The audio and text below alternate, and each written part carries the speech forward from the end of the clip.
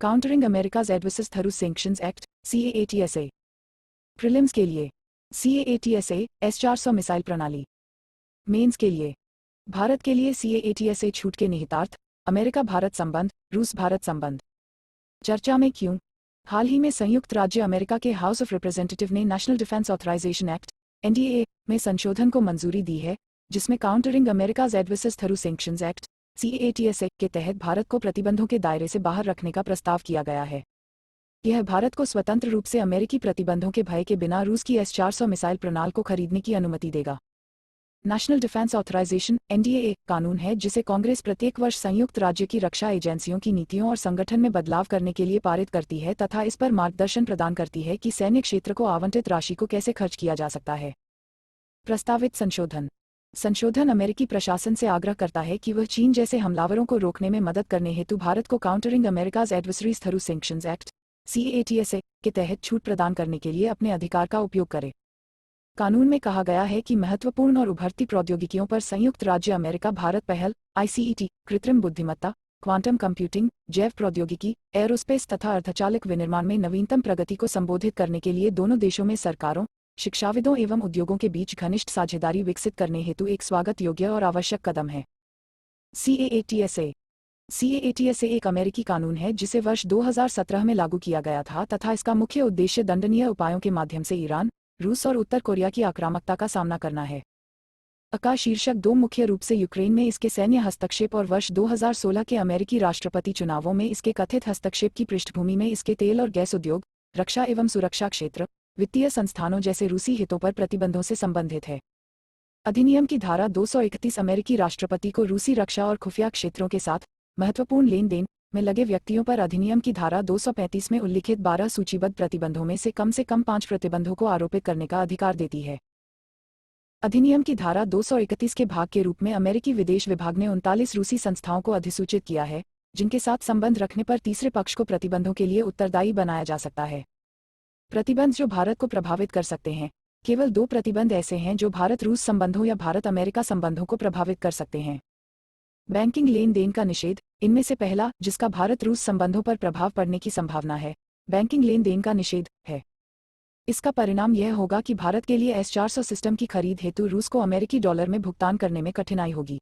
यह भारत की spare parts, घटकों, कच्चे माल और अन्य सेवाओं की खरीद को भी प्रभावित करेगा।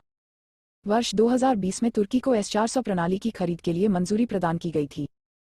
निर्यात मंजूरी प्रतिबंध के संदर्भ में देखा जाए तो इसमें भारत अमेरिका सामरिक और रक्षा साझेदारी के पूरी तरह से पटरी से उतरने की आशंका है, क्योंकि यह अमेरिका द्वारा नियंत्रित किसी भी वस्तु के लाइसेंस एवं निर्यात को अस्वीकार कर देगा। छूट मानदंड, अमेरिकी राष्ट्रपति को वर्ष 2018 में केस बाय केस आधार पर CAATSA प्रतिबंधों को माफ करने का अधिकार दिया गया।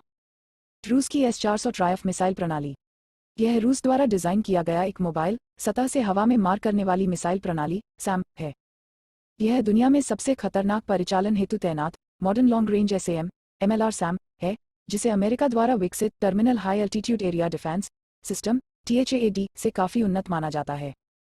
यह एक multifunction radar, autonomous detection and targeting system, anti aircraft missile system, launcher और कमांड एंड कंट्रोल सेंटर को एकीकृत करता है। यह सतही रक्षा के लिए 3 तरह की मिसाइल दागने में सक्षम है। यह प्रणाली 30 किलोमीटर तक की ऊंचाई पर 400 किलोमीटर की सीमा के भीतर विमान, मानव रहित हवाई वाहन UAV और बैलिस्टिक तथा क्रूज मिसाइलों सहित सभी प्रकार के हवाई लक्ष्यों को निशाना बना सकती है। यह प्रणाली 100 हवाई लक्ष्यों को ट्रैक कर सकती है और उनमें से 6 पर एक साथ निशाना लगा सकती है। भारत के दृष्टिकोण से चीन भी रूस से रक्षा उपकरण खरीद रहा है। वर्ष 2015 में चीन ने रूस के साथ एक समझौते पर हस्ताक्षर किए और इसे जनवरी 2018 में शुरू किया गया था। चीन द्वारा S-400 प्रणाली के अधिग्रहण को इस क्षेत्र में गेम चेंजर के रूप में देखा गया है। हालांकि भारत के खिलाफ इसकी प्रभावशीलता सीमित है। इसका अधिग्रहण 2 मोर्चों पर युद्ध में हमलों का मुकाबला करने के लिए महत्वपूर्ण है, यहां तक कि इसमें उच्च स्तरीय F-35 US लड़ाकू विमान भी शामिल है। भारत अमेरिका संबंधों को लेकर CAATSA छूट, NDA संशोधन ने अमेरिका से रूस निर्मित हथियारों पर अपनी निर्भरता से भारत की दूरी को दूर करने में सहायता के लिए और कदम उठाने का भी आग्रह किया। यह संशोधन हाल के द्विपक्षीय सामरिक संबंधों की अवधि के अनुरूप है। महत्वपूर्ण वर्ष 2008 था और तब से भारत के साथ अमेरिकी रक्षा अनुबंध कम से कम 20 बिलियन अमेरिकी डॉलर तक का है। वर्ष 2008 से पहले की अवधि में यह केवल 500 मिलियन अमेरिकी डॉलर था। इसके अलावा वर्ष 2016 में अमेरिका ने भारत को प्रमुख रक्षा भागीदार के रूप में मान्यता दी। क्वाड और अबाई 2U2 जैसे समूहों के माध्यम से रणनीतिक संबंधों को भी मजबूत किया गया है। भारत के लिए रूसी मंचों से दूर जाना उसके सामरिक हित में है। यूक्रेन पर रूस के आक्रमण के बाद चीन पर रूस की निर्भरता काफी बढ़ गई है, एक ऐसी स्थिति जिसमें भविष्य में बदलाव की संभावना नहीं है। पहले से ही रूस के हथियारों के निर्यात के दूसरे सबसे बड़े प्राप्तकर्ता के रूप में चीन भारत के बाद दूसरे स्थान पर है। चीन के साथ भारत के लंबे समय से चले आ रहे सीमा प्रबंधन प्रोटोकॉल को देखते हुए रूसी हथियारों पर निर्भरता नासमझी है। स्रोत: इंडियन एक्सप्रेस।